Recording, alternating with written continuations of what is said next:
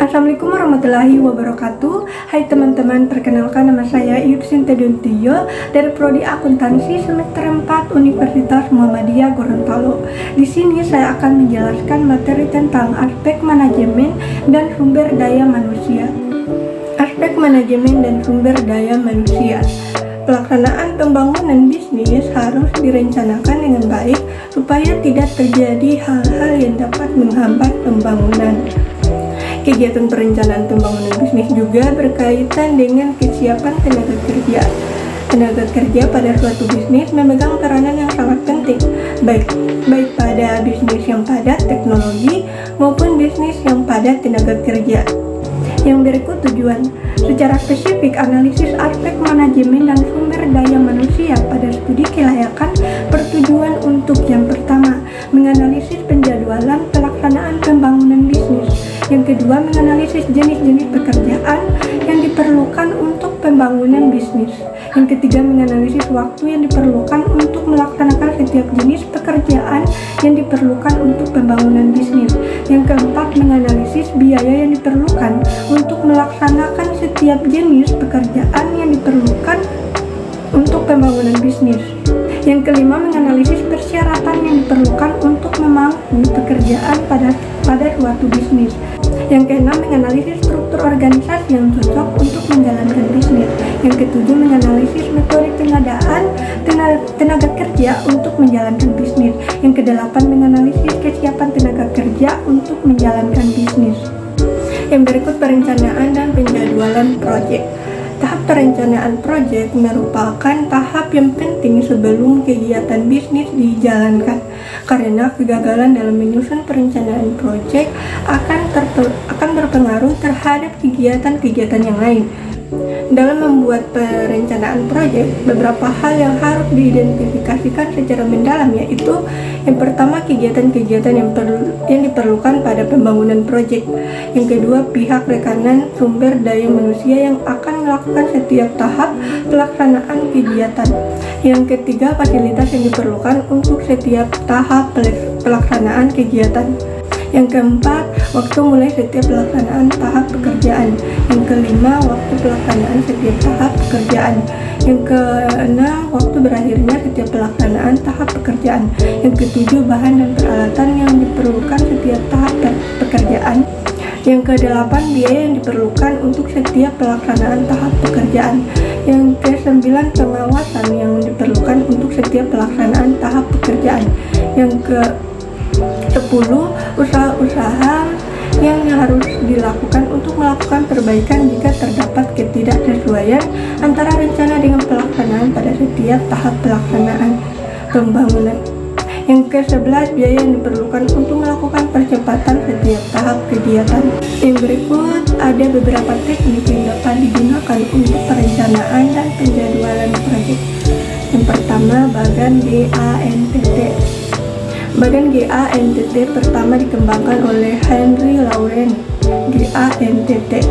Bagan GANTT dapat memberikan informasi tentang jenis-jenis pekerjaan yang akan dilakukan dan lama waktu untuk setiap kegiatan.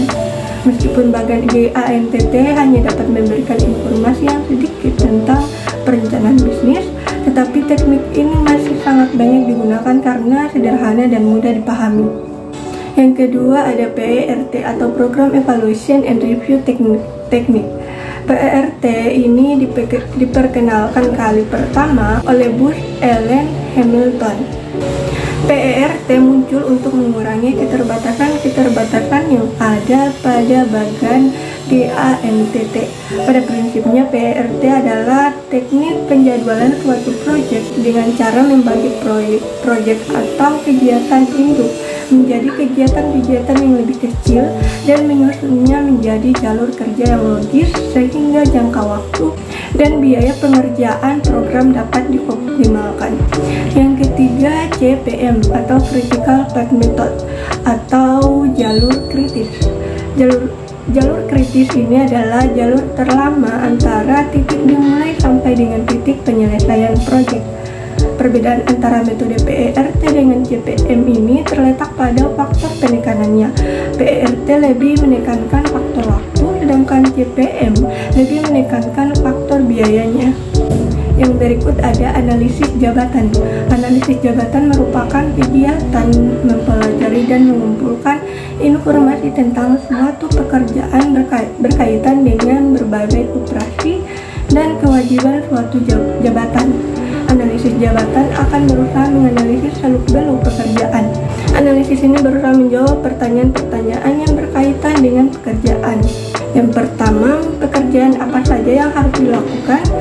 Yang kedua, bagaimana menjalankan pekerjaan? Yang ketiga, mengapa pekerjaan tersebut harus dilakukan?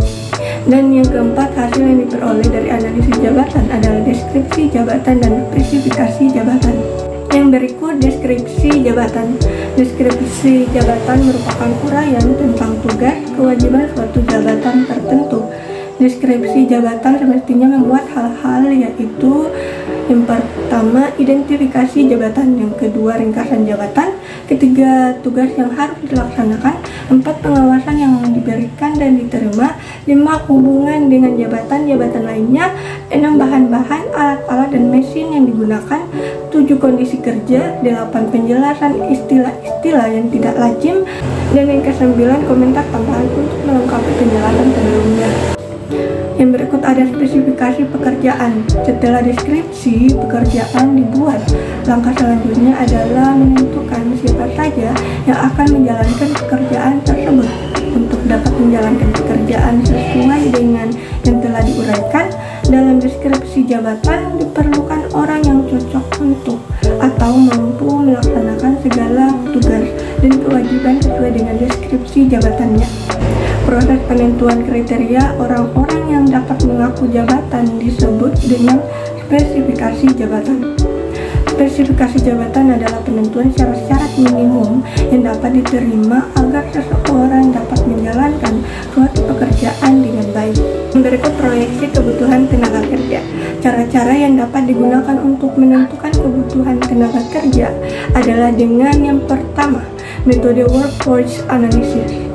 Workforce analysis diperoleh dengan menghitung workload analysis tambah persen absensi tambah persen turnover. Metode ini pada umumnya digunakan untuk menentukan kebutuhan tenaga kerja pada bagian operasional di mana satuan hasil pekerjaannya mudah diukur. Sedangkan untuk pekerjaan seorang mandor, supervisi, dan staf, metode ini sulit untuk dilakukan karena satuan hasil kerjanya sulit diukur.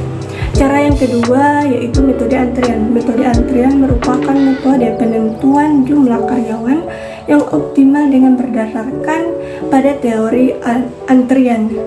Dasar pemikiran teori ini adalah jika jumlah karyawan terlalu banyak, maka akan terjadi pengangguran karyawan sehingga akan menimbulkan pemborosan.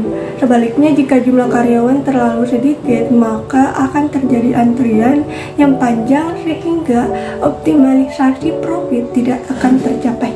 Metode ini cocok digunakan untuk beban kerja yang bervariasi setiap harinya. Yang berikut rekrutmen karyawan. Yang pertama, melalui iklan. Penarikan karyawan melalui iklan dapat dilakukan melalui media cetak maupun media elektronik. Contoh dari media cetak yaitu surat kabar atau koran, majalah, leaflet. Sedangkan media elektronik adalah televisi, radio maupun internet. Yang kedua, kantor penempatan tenaga kerja. Kantor penempatan tenaga kerja dapat merupakan kantor penempatan tenaga kerja pemerintah, Departemen Tenaga Kerja, maupun kantor penempatan tenaga kerja swasta. Yang ketiga, rekomendasi dari karyawan yang sedang bekerja. Cara ini dilakukan dengan cara karyawan yang sudah bekerja memberikan rekomendasi kepada perusahaan untuk dapat bekerja pada perusahaan tersebut. Yang keempat, lembaga pendidikan. Perusahaan dapat menjalin hubungan dengan lembaga-lembaga pendidikan yang menghasilkan lulusan yang sesuai dengan spesifikasi karyawan yang dibutuhkan. Pada umumnya, metode ini dilakukan untuk merekrut tenaga kerja terampil. Yang kelima, lamaran yang masuk secara kebetulan. Meskipun perusahaan belum atau tidak membuka lowongan pekerjaan secara terbuka, Seringkali ada lamaran pekerjaan yang masuk ke perusahaan. Pada saat perusahaan membutuhkan tenaga kerja, maka perusahaan dapat membuka kembali lamaran yang masuk dan memanggil pelamar yang sesuai dengan spesifikasi jabatan. Yang keenam, nepotisme. Nepotisme merupakan pemberian kesempatan kepada sanak saudara atau family untuk ikut bergabung dengan perusahaan. Metode ini memiliki kelebihan, yaitu karyawan baru biasanya lebih dapat dipercaya meskipun seringkali belum tentu cukup mampu untuk melaksanakan tugas tertentu. Yang ketujuh, leasing. Leasing dilakukan dengan cara mengontrak tenaga kerja dalam jangka pendek. Metode ini cocok jika pekerjaan berfluktuasi, misalnya ada pesanan yang cukup besar sehingga perlu menambah tenaga kerja dalam jangka pendek. Yang kedelapan, serikat buruh. Serikat buruh yang sudah baik dapat memberikan informasi tentang tenaga kerja yang sesuai dengan spesifikasinya masing-masing, sehingga serikat buruh dapat menjadi sumber pengadaan tenaga kerja. Yang berikut, struktur organisasi. Yang pertama, struktur organisasi fungsional merupakan struktur organisasi yang mengelompokkan individu-individu pada organisasi berdasarkan pekerjaan yang sama. Struktur demikian cocok diterapkan pada organisasi yang masih kecil dengan sumber daya terbatas dan nilai produk yang dihasilkan tidak banyak. Yang kedua, ada struktur organisasi produk. Merupakan struktur organisasi yang mengelompokkan individu-individu pada organisasi berdasarkan jenis produk yang dihasilkan atau dipasarkan. Pada struktur organisasi ini, individu-individu yang memproduksi atau memasarkan produk yang sama dikelompokkan menjadi satu. Yang ketiga, struktur organisasi matriks merupakan kombinasi dari struktur organisasi fungsional dan struktur organisasi produk. Pada struktur organisasi ini, seseorang dalam organisasi memiliki dua posisi, baik posisi pada fungsi maupun posisi pada produk yang dihasilkan atau dipasarkan. Struktur organisasi matriks cocok untuk organisasi yang kompleks. Itulah penjelasan materi dari saya, semoga bermanfaat. Terima kasih. Wassalamualaikum warahmatullahi wabarakatuh.